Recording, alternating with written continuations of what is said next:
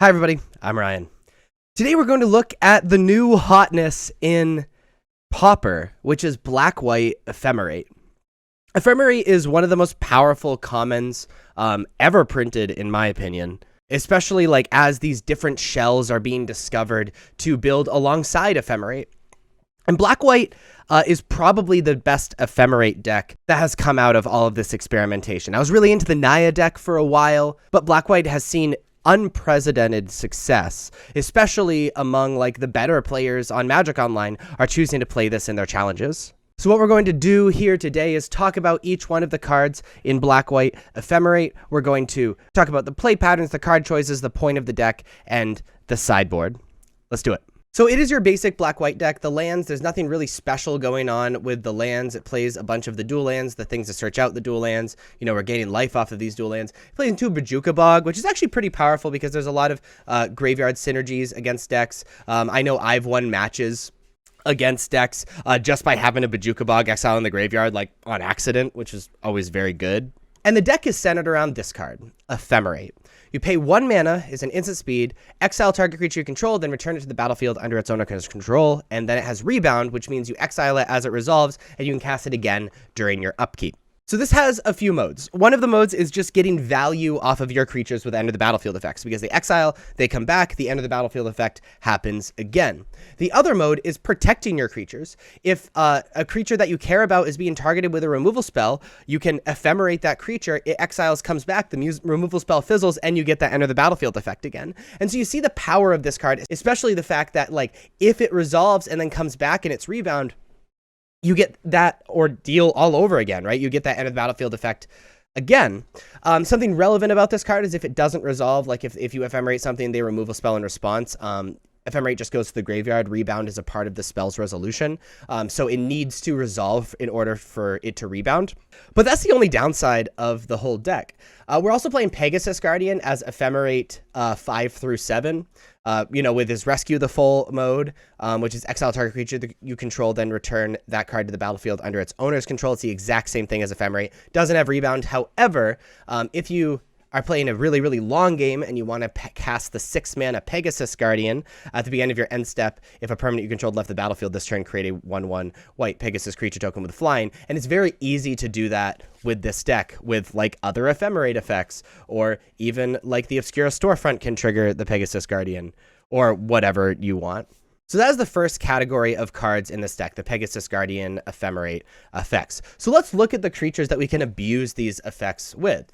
We're playing Thraben Inspector. It's a 1/2 for 1 when it enters the battlefield, investigate. 1/2 for 1 is a fine body against the aggressive decks, and being able to just like draw cards with creatures that already exist in your deck and are already fine in your deck, in them making clue tokens, is really, really strong. You ephemerate this, it makes a clue where you can pay 2 mana and draw a card. Playing Four-Spirited Companion, I think this is a really obvious include. When it enters the battlefield, draw a card, so you're able to ephemerate this. It draws a card. Again, it's also a body. We're kind of swarming our opponent with like little kind of crappy cards, and just bouncing them and getting a ton of value off of them, and just ridiculously outvaluing our opponent is the point of this deck. We're also playing 2 Dawnbreaker Cleric in the main deck. We have 2 more in the sideboard. It's really versatile, has a lot of different modes. The modes that normally matter are the Cure Wounds, where you gain 2 life, or Gentle Repose, where you exile target card from a graveyard.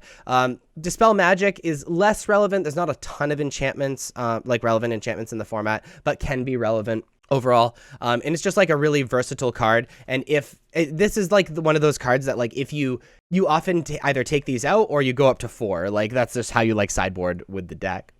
We're also playing Inspiring Overseer. Inspiring Overseer is a 2/1 flyer. When it enters the battlefield, gain 1 life and draw cards. You're gaining life, you're drawing cards, you're getting a ton more value just by playing this card, and then if you ephemerate or Rescue the Full it is even better.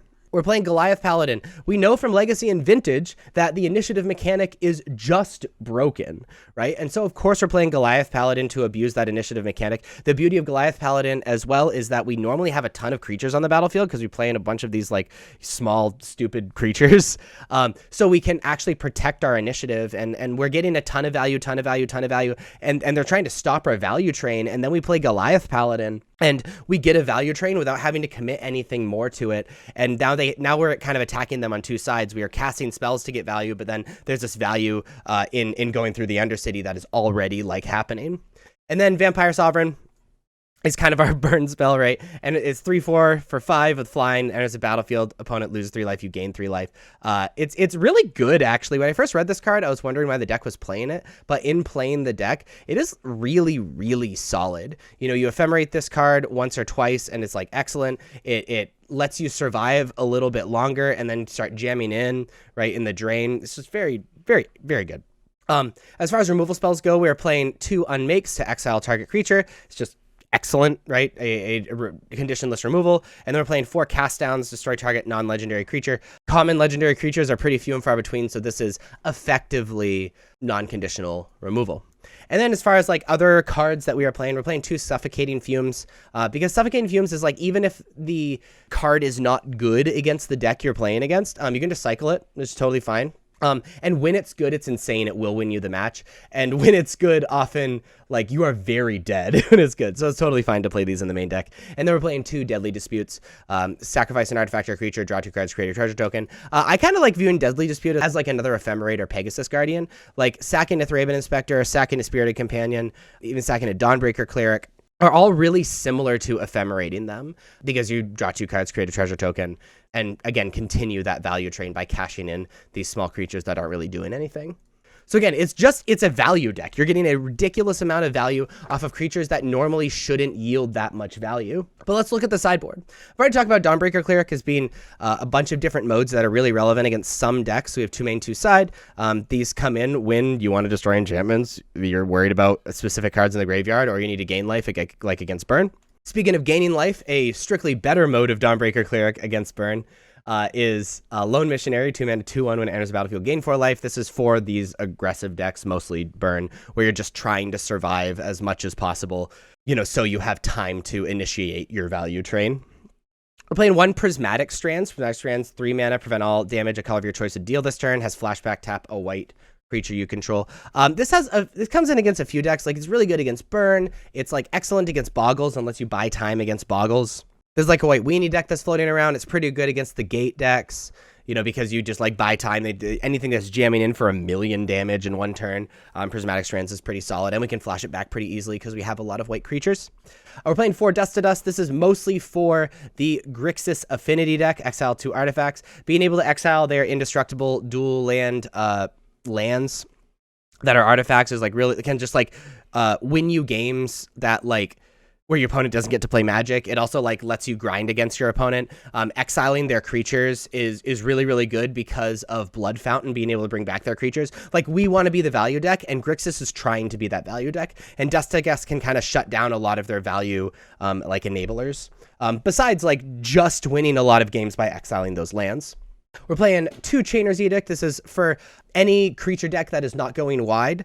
2 removal spells in 1 is really good, you know, if the game goes really long and we have that access to 7 mana. Obviously, just insane against boggles, and we're a little weak to boggles, so that's like really, really good. But it's good against pretty much anything that isn't like making a ton of tokens. So like, while it's not very good against the Kildatha red deck, it's really good against like the burn deck. It's really good against boggles. You know, all these decks. I'd probably bring it against the Naya Ephemerate deck. You know, anything like that.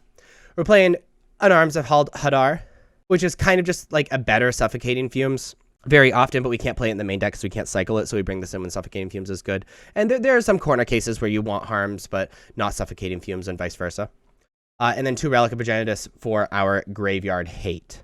And that, I think, is pretty straightforward.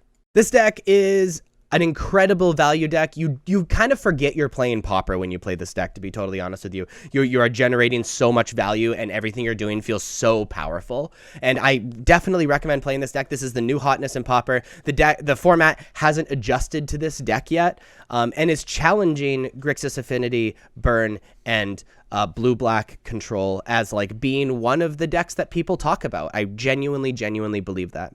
Try it out. Let me know what you think. And if you like this video and you want more videos like this, please be sure to like and subscribe. Check me out on social medias. Links are above me and in the description. Thank you so much for watching. I'll see you next time. Bye-bye.